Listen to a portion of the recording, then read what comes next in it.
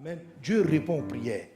Je vais dire à quelqu'un, si tu as l'impression que ton foyer ne fonctionne pas bien, prends le temps de lire la Bible dans l'esprit du miroir. Écoute ce message. Si tu as l'impression que depuis des années, certains problèmes persistent, ce ne sont pas toujours des épreuves. Beaucoup des épreuves viennent de nos erreurs, de nos mauvais choix, de nos mauvaises décisions. Beaucoup d'épreuves, qu'on pense être des simples épreuves, viennent de défauts dont on n'est pas conscient. Et il nous faut que Dieu nous reflète les parties cachées de notre corps spirituel pour qu'on se rende compte d'une certaine laideur, d'une anomalie. Et je t'ai dit la dernière fois que Dieu a fait en sorte que physiquement même on se rende compte, nous ne nous connaissons pas entièrement. Le miroir vous aide à régler cela. Alléluia. C'est pourquoi nous serons tout dans les miroirs. Parce que le fond de teint il trahit. Tel que tu t'es vu belle, avec la chaleur, à un moment donné, ton visage devient cacamou. Mais toi tu ne perçois pas. D'où le miroir qui est dans le sac.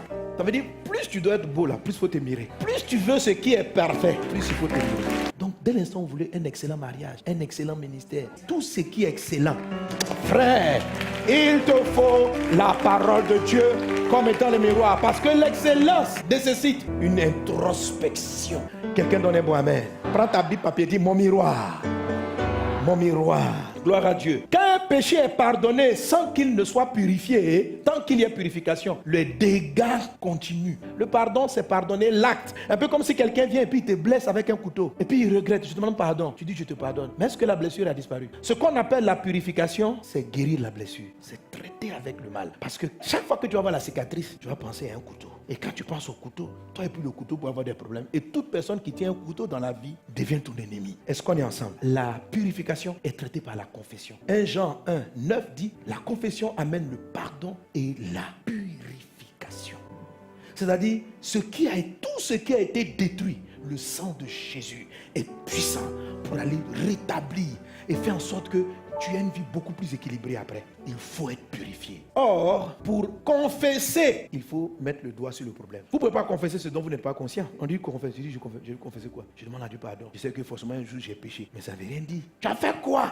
Lisons Hébreux chapitre 10. Approchons-nous avec un cœur sincère, avec la plénitude de la foi, les cœurs purifiés d'une mauvaise conscience et le corps lavé d'une eau pure. Psaume 51, verset 2. Lave-moi complètement de mon iniquité et purifie-moi de mon péché. Amen. Le miroir de la parole de Dieu ne traite pas, comme j'ai dit tantôt, ce qui est extérieur. Il va sonder. Lorsqu'on parle de sonder, c'est checker, c'est examiner en profondeur. Alléluia. Je vais te donner des exemples, en tout cas me concernant. Comment? Parce que je cherche à ressembler à Christ de mieux en mieux. Parce que c'est le miroir qui fait ça. 1 Corinthiens chapitre 3, verset 18. La Bible dit, nous tous qui le visage découvert, contemplons le Seigneur comme dans un miroir. Alléluia. Parce que je peux le contempler, pas comme dans un miroir. Je peux dire, Jésus est grand, mais pas mettre le miroir pour dire, Seigneur, je veux être comme toi. Et si je ne ressemble pas à Christ, je ne peux pas saisir tout ce qu'il m'envoie. Ou je vais les perdre, ou la chose ne va pas s'améliorer. Amen. C'est par rapport à mes voyages. À un moment donné, ça devient fatigant, les voyages sont longs, tout ça. Donc, j'ai souhaité, pour être en forme quand j'arrive à mes programmes, voyager en classe affaires. C'est un sujet valable. Dieu m'exauce. Chaque fois, je me suis classé. Et un jour, j'ai prié à l'aller comme au retour. Sur 3-4 voyages, on m'a plus surclassé. Pour moi, bon, c'est un jour ça marchait, un jour ça n'a pas marché.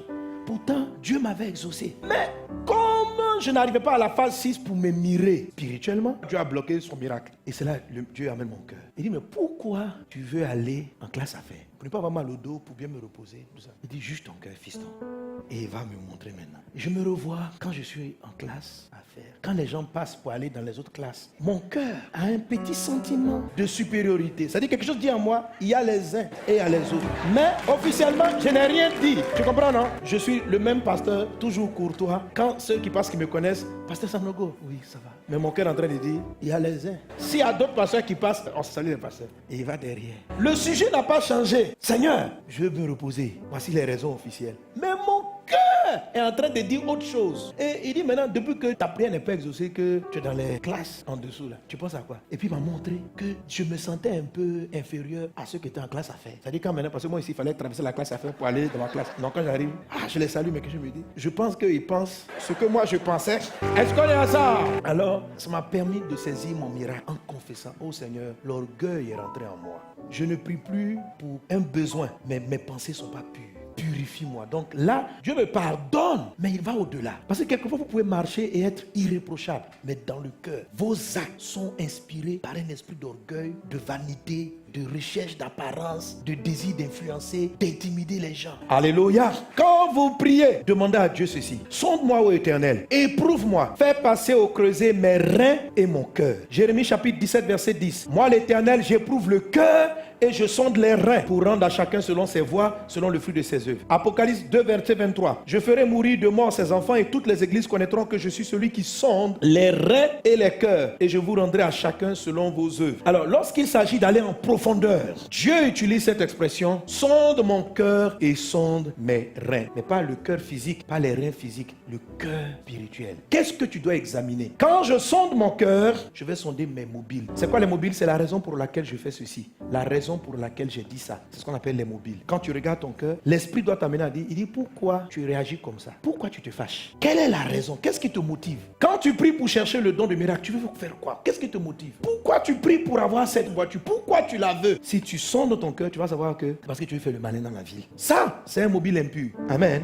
Dieu n'a aucun problème à vous faire plaisir. Un papa aime faire plaisir à ses enfants. Mais si ce qui va te faire plaisir est un esprit de concurrence, ça ne veut pas à Dieu. Quand tu dis sonde mon cœur, va regarder tes mobiles. Dis, oh, regarde mon cœur.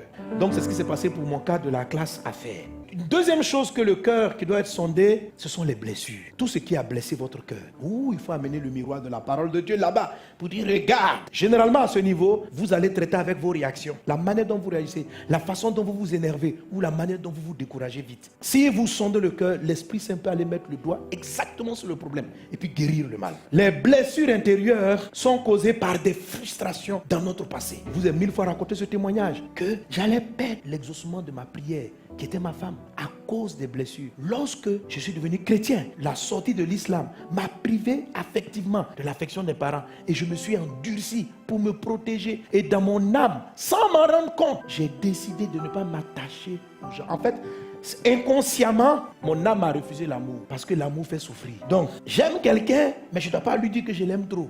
Ce manque de purification a commencé à souiller les relations avec celle qui est devenue ma femme. Par mes paroles. Je ne peux pas dire le mot je t'aime. Je ne peux pas lui faire des présents. Parce que pour moi, donner des cadeaux, c'est être faible. À l'église, les gens me disaient, tu penses à tout le monde. Tu es un homme serviable. Mais même il y a des services qui sont faits pour oublier votre cauchemar à la maison. Il y a des gens qui sont zélés à l'église parce qu'ils ont peur de leur maison. Si tu sens ton cœur, tu vas dire, mais tu cours dans l'église, tu cours pourquoi? Parce que tu n'as pas envie de rentrer chez toi. Pourquoi tu ne veux pas rentrer chez toi? Parce que tu n'aimes pas ce qui est là-bas. Va traiter les problèmes. Si tu ne fais pas la phase 6, tu ne seras pas heureux dans ta vie. Pourquoi? Parce que tu ne viens pas sonder, tu prends des consolations temporaires au lieu d'aller traiter vers ce qui fait que tu n'es pas heureux réellement. Il faut sonder le cœur. Dis avec moi, sonder, sonde mon cœur. Quand vous sondez les cœurs, il faut aller vers ce qui vous a blessé. Alléluia. J'ai été blessé. À un moment donné, j'avais la réaction de ne pas vouloir baptiser. Pourquoi je ne voulais pas baptiser? Parce qu'un jour, il y a un baptême, quelqu'un est décédé après qu'on ait baptisé. Il a nagé dans la lagune et puis il s'est noyé. Ça m'a froissé, ça m'a blessé. Et j'envoyais les gens aller baptiser les frères, les pasteurs. L'apôtre Paul dit, je ne baptise pas beaucoup de gens. Je pouvais utiliser le verset de l'apôtre Paul. Mais Dieu savait que moi je disais ça parce que j'étais blessé. Alors Jésus m'a fait affronter ma blessure. Il m'a purifié. Et quand Dieu vous purifie, il prend la brosse, le sang de Jésus, et puis il rétablit les choses. Il te guérit véritablement, mais tu dois arriver là-bas pour pouvoir confesser, pour pouvoir dire, oh Dieu, j'ai peur d'aller baptiser parce que la dernière fois, depuis que le frère est mort, ça m'a traumatisé.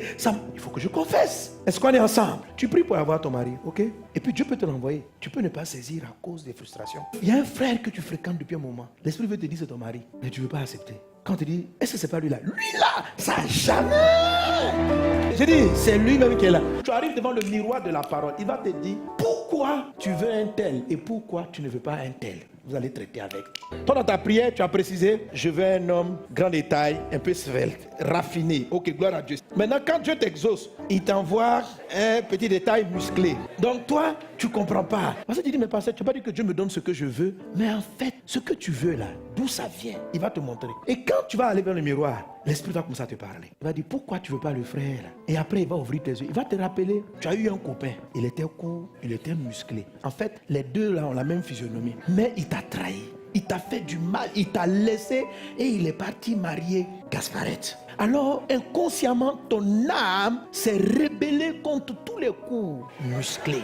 En fait, ton genre d'homme, ils ne sont pas grands, ça c'est naturellement. Mais tu t'es trop vite engagé avec des gens, ça t'a créé des problèmes. Tu vas tomber sur la bonne personne parce que ce n'était pas ton temps de mariage. Mais tu sais, quand Dieu t'exauce, il va t'exaucer selon ce que tu veux réellement. Ce que tu veux dans ton fond là, c'est un homme qui n'est pas grand et qui est musclé. Mais toi-même tu ignores. Quand tu pries, et tu arrives dans le miroir des blessures, il va lever ses pieds, il va te dire, tu n'as jamais été purifié. Tu as pardonné à Gasparien. Vous voyez dans la rue, vous saluez, frère Gasparien, ça va? Tu n'as pas de problème, tu l'aimes bien. Mais pour ce qui est des relations qui vont au mariage, ce type de personne, tu ne le supportes pas. Camarade, ça va, mais mariage, ça c'est autre chose. Quand tu vas rentrer dans le cœur, Dieu va mettre le doigt là-dessus. Et il va te dire, tu as pardonné à Gasparien, mais tu n'as pas été purifié de la trahison qu'il t'a donnée. Et quand tu dis, je confesse, je n'ai pas été purifié. Le sang de Jésus arrive, puis nettoie. Et à ce moment-là, il ramène ton cœur à zéro. Il va purifier parce que s'il n'est pas traité ça va te poser des problèmes plus tard. Dans tous les sens, il y a des gens, dès qu'une femme a une certaine forme, ils sont attirés. Leur corps ne peut pas résister. Dieu va rentrer dans ton cœur pour te dire pourquoi, même étant marié, tu n'es pas indifférente à ce type de personne. Il y a des gens, il y a des phrases qui déclenchent en eux des sentiments bizarres. Il suffit que quelqu'un les traite de telle façon. C'est comme si tout leur corps faiblit. Ils ne savent plus dire non. L'esprit va rentrer. Il va aller laver. Parce qu'il y a à te pardonner et puis à laver. Ça va corriger vos réactions, votre manière de parler, votre façon d'être. Que le sang de Jésus te purifie. Amen.